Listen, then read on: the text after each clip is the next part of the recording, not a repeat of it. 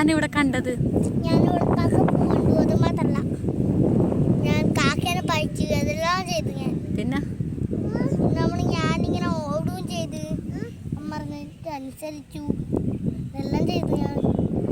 മാത്രമല്ല അമ്മേനെ ഫോട്ടോ എടുക്കാൻ ചെയ്തു.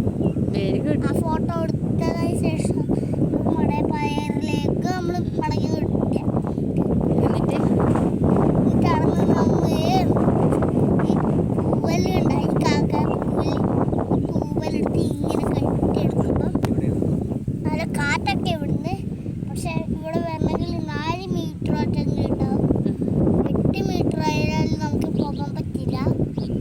ഇവിടെ തീരമാസം സ്റ്റോജിച്ചിട്ടാണ് നമ്മൾ വന്നത്. ക്യാരറ്റൊക്കെ തിന്നെടുത്തിട്ടില്ല. നമ്മൾ